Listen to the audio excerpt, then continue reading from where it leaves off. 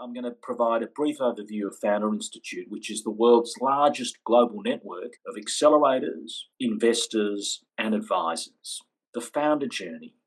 For those of you who are thinking of becoming a founder, you might have used resources such as YouTube or Startup School, and then you might have heard about all sorts of full-time programs, whether it's hacks or 500 startups, as well as seed funding. Founder Institute helps founders and small teams to validate, to form, and to build a fundable business. We offer a part-time program that allows for teams to get this initial traction and to prepare for pre-seed funding. No accelerator around the world has launched more startups across more countries than Founder Institute. You can see a couple of them there in Australia. Here's some more details of Founder Institute companies that have either listed on the NASDAQ, have been acquired, or are still going strong. It all starts with Founder Institute Core, which is a 14-week program where we go through the various stages of ideation, validation, getting your product market fit in the right direction. As we know, product market fit is not something that necessarily happens at once, but there are pointers of success. And during this core, we talk about the rule of one. One problem for one customer with one product that has a killer feature with one revenue stream. And here's a tip. As you think about refining your pitch, even for tonight, how can you sharpen it? By coming up with this one problem for the one customer with the product that has this killer feature and the one revenue stream. Did you know many startups have benefited from being in an accelerator or an incubator? Here is a report, results from the Startup Muster, which is a survey of startups from around Australia. And you can see that peer support is one of the key benefits of accelerators and incubators. At the Founder Institute, we like to provide this peer support. Sometimes it will be through the feedback sessions that you get with your mentors. Other times it will be through one-on-one office hours with people who have dirt under their fingernails. They've walked the journey before, they've climbed that mountain. And of course, there are peer-to-peer working groups. Now, what happens after the 14 weeks? Well, there is a whole menu of post-program support, whether it's the $2 million US in partner discounts, whether it is the ability to access support and feedback from the Founder Institute success team in Silicon Valley, or whether it is working out how to get your lead investor for your pre-seed round. Getting your first customer is one thing, getting your first investor so that you can corral a bunch of great investors for your pre-seed round. And then how do you build your leadership skills to influence, to manage, to impact? Plus, there are a bunch of private events that are run for Founder Institute alum. Here's a sample of what happens in the funding lab. This is an accelerator that happens after the FI call to help you close your lead investor. We've got some more details of some of the partners that you can visit at fi.co. Private events, private email list, as well as unlimited access to the Founder Institute sessions. Now, just don't take my word for it. Look at Gagan Biyani. He's one of the co-founders of Udemy, one of the breakout successes of Founder Institute. They're now listed on the American Stock Exchange. And listen to what he says. If he wants to get into the Gates Foundation, Visa, or Microsoft, someone from FI can get him there.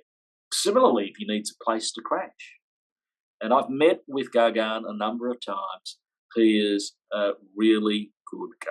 The global ecosystem at Founder Institute centers around building communities, building startups, as well as building funds. Now, all of this sounds wonderful, doesn't it? But a little warning, Founder Institute is hard. And there's a reason for that, because building a fundable startup is even harder. Some of you may have listened to this famous podcaster, probably even more famous than he is as an early investor, some very well-known companies, including Uber, Jason Calacanis from This Week in Startups.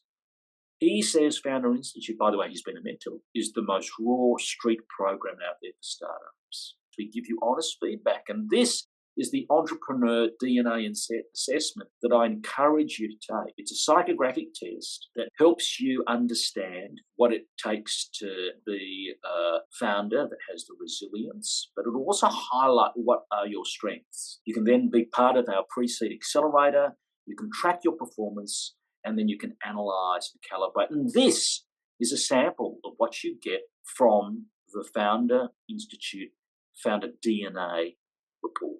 You can do it for free. I've done it a number of times, which takes us to our one sentence pitch. You've got a minute to follow what's called this one sentence pitch. We might call it a Mad Libs. Like, how do you ad lib? How do you do it in a short period of time? My company is developing a defined offering to help a defined audience solve a problem. So let's go through the example. My company, Founder Institute, is developing a startup accelerator to help idea and pre-seed entrepreneurs build fundable businesses with a structured methodology and a global investor network. The secret sauce doesn't need to be super detailed. Then talk about which market you're in. So you might have this defined offering and what that market is, how big that market is. And then this is another interesting thing. Uber, it's kind of like taxis. It's kind of like limos, but it's much better. You can get a limo service, right? That's the differentiator, for the price of a taxi or even cheaper. And by the way, we have been running trials of this in Brisbane, in Adelaide. And what we're looking for are people who want to help market development in cities like Perth and Auckland, where we have not yet been. So being clear, you don't need to use a lot of mumbo jumbo. Being clear, in our view, is super helpful. Now, I'll just give you one more tip. I have the privilege of being able to see many pitches from many founders. It's a real privilege. And as a venture capitalist, I would suggest that we as VCs are running, at least at our firm, we're running 3 types of scorecards in the back of our minds, our heuristic to screen in or out. Is it a big market? Does the team look like it's a really good team, a killer team? If you're looking at a team that's playing basketball and you've got no one over 5'11" or 6 foot, it's like, whoo, right? If everyone's 5'1", possibly an issue. And then the third thing is we're looking for traction. Have they done things? Have they done things quickly? Are they going to be quick out of the gate? 3 things: market, people, and have they done stuff?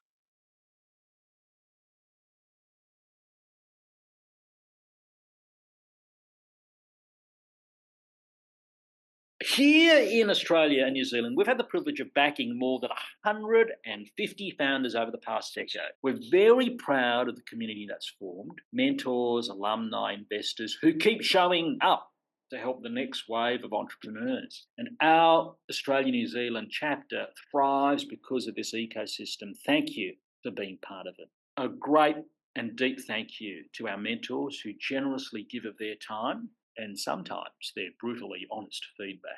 So here are some of our key mentors. I'd also like to thank our partner, our legal partner, Rebecca Dooley and her team at Addisons. They help with this expert mentor panel, particularly on legal and equity. And Rebecca puts out a whole bunch of free office hours with an expert partner of one of Australia's well-regarded law firms, particularly when it comes to commercial for startups. So thank you very much, Rebecca, for your support. And then finally, to Paul Krajewski, my fellow co-director, thank you for your ongoing work and desire to support tech founders in this region.